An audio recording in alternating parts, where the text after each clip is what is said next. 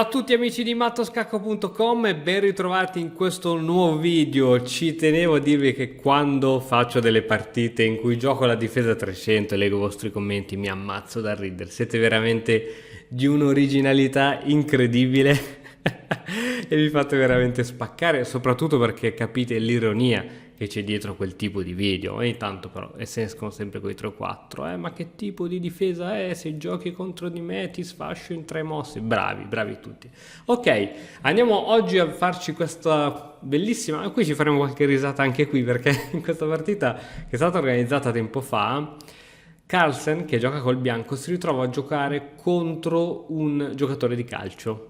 Dunque sappiamo già probabilmente l'esito della partita, ma io penso che questi fenomeni siano comunque interessanti perché riescono magari a portare il gioco degli scacchi in ambienti dove solitamente non c'è.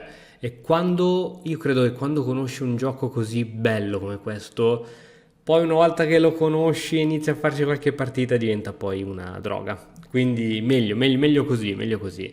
Allora, vediamo com'è andata la partita. Tra l'altro Carlsen purtroppo giocava col bianco, quindi ulteriore vantaggio. E 4, chiaramente Carlsen sapeva di giocare contro un giocatore non forte, quindi decide subito di giocare 4. Sappiamo essere una delle aperture più aggressive che ci sia. D6, D4, cavallo F6. Ok, fin qui nulla di male, è un tipo di difesa ci sta benissimo. D6, cavallo F6 che attacca il pedone centrale. Adesso bisogna subito correre ai ripari difendendo questo pedone. Tra l'altro, come lo difenderesti questo pedone? Giocheresti forse F3?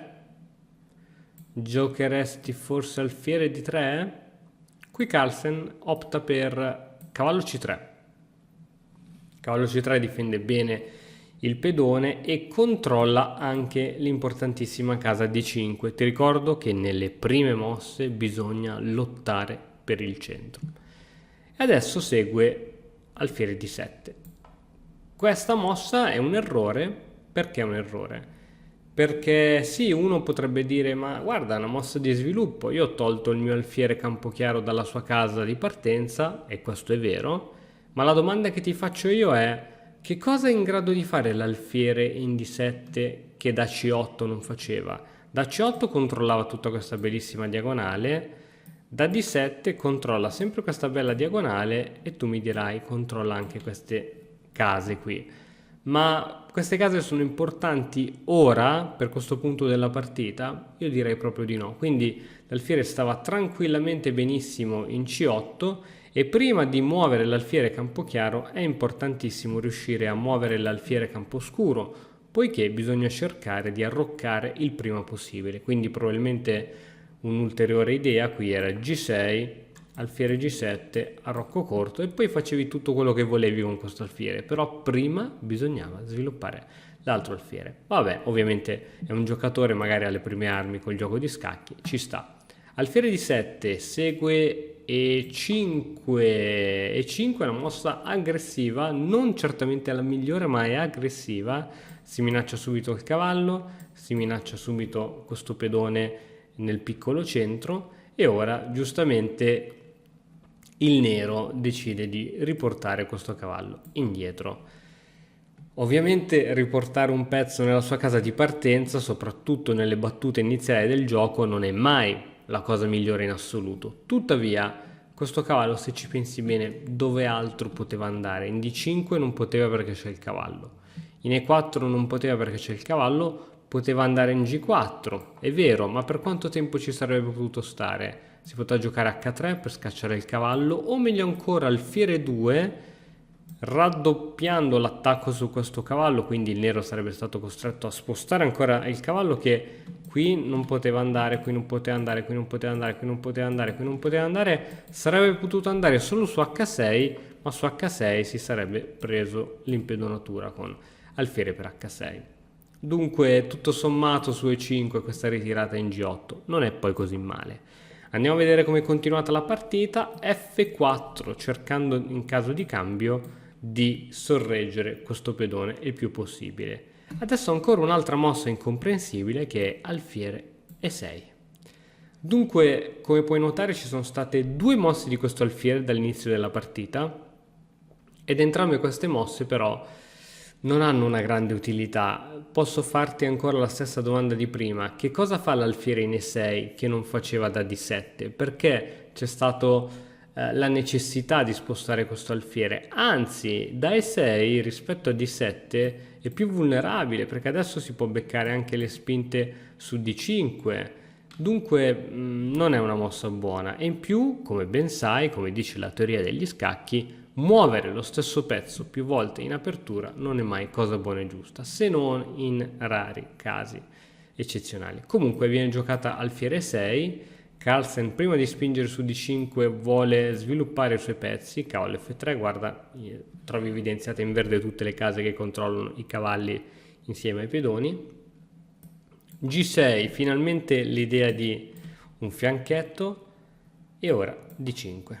Bene, questo alfiere ora potrebbe probabilmente ritirarsi in D7, in C8 alla peggio, ma alfiere G4 sarebbe una buona mossa in chiodatura e dopo un eventuale alfiere E2 si potrebbe anche cambiare questo alfiere, onde evitare poi di perderlo inutilmente. Ma su questa spinta di 5, che ti ricordo ovviamente va a minacciare l'alfiere, il giocatore di calcio gioca B6. È una mossa poco comprensibile per noi amanti degli scacchi, probabilmente è stata, anzi sicuramente è stata una svista, poiché i pedoni sono bastardini, nel senso che si muovono sempre sulla stessa colonna ma catturano in diagonale e dunque Carlsen cattura. La cosa carina di Carlsen è che anche se gioca contro il peggiore dei principianti ci mette sempre il massimo impegno.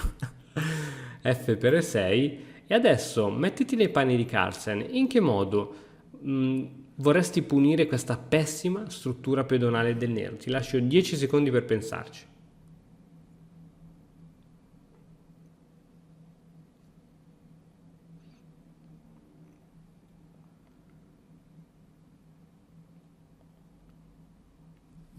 Ok, ovviamente avrai visto che ci sono un po' di buchi all'interno della struttura e ci sono un po' di pedoni deboli. Questo è un pedone debole, molto, molto debole. L'idea di andare a attaccare questo pedone con alfiere C4 funziona a metà, nel senso che è vero che noi sviluppiamo un alfiere e attacchiamo un pedone, ma è semplicemente scacciabile questa minaccia con D5. Ok? Dunque, ma non è male, anzi, tanto prima o poi questo pedone in E6 cade, però ora ci vuole subito, immediatamente, cavallo G5. Cavallo G5 con l'idea di attaccare subito in E6 e ciò costringerebbe il nero a giocare donna C8 o donna D7 per controllare questo pedone debole. Ciò che cosa ne consegue? Che noi stiamo praticamente tenendo incollata la donna alla difesa di un pedone, cioè il pezzo più forte del nero è lì fermo perché deve difendere un misero pedone che noi stiamo attaccando con un cavallo, quindi è come se stiamo facendo una sorta di scambio cavallo per donna, quindi con ovviamente un grande vantaggio. Qui anziché cercare di difendere questo pedone il nero gioca D per E5, ovviamente ora le due donne si guardano, Carlsen cambia le donne e adesso ovviamente non ci interessa più catturare questo pedone con scacco, ma ci interessa la casa F7 dove c'è un bellissimo attacco doppio su re e torre, ottimo, ottimo, ottimo. Scacco, il re si sposta in D7 e ci pappiamo la torre. Alfiere G7 con l'idea di papparci il cavallo, ci ritiriamo e possiamo poi in futuro anche andare qui. Segue re in C8, il re cerca probabilmente di andare in un angolino della scacchiera dove può essere più tranquillo, forse. E ora c'è sempre ancora questo pedone debole. Tra l'altro, guarda che belli questi tre pedoni. Ovviamente Carlsen non gliene frega niente di catturare questo pedone, ma vuole continuare il proprio sviluppo e allo stesso tempo anche aumentare l'attacco, cioè alfiere C4 ora sì che minaccia E6 con ovviamente possibilità di scacco. Il re torna ancora in D7 per difendere quel pedone e adesso come continueresti l'attacco? Anche qui ti lascio 10 secondi per pensarci.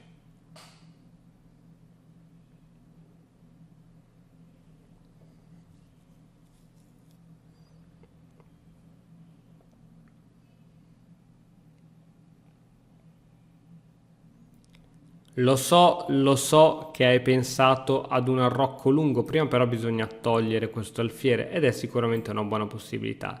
Tuttavia Carlsen qui gioca subito cavallo G5 con l'idea di attaccare 2 volte questo pedone e il re ovviamente non può nulla contro un attacco doppio, perciò segue una mossa qualsiasi di cavallo, cavallo C6, alfiere per E6, scacco con attacco anche sul cavallo, quindi se ora il re dovesse tornare indietro ovviamente non c'è più la torre che controlla il cavallo, salterebbe anche questo cavallo. Ma qui viene giocata re D6, purtroppo questo è un errore madornale e sai perché?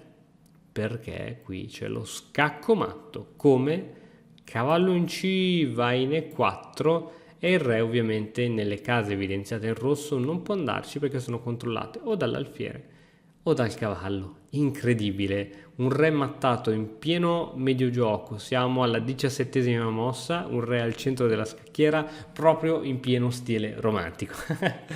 Bene ragazzi, spero che anche il video di oggi vi sia piaciuto. Ogni tanto è carino secondo me portare queste partite non fra diciamo grandi maestri, ma ovviamente uno dei due lo era.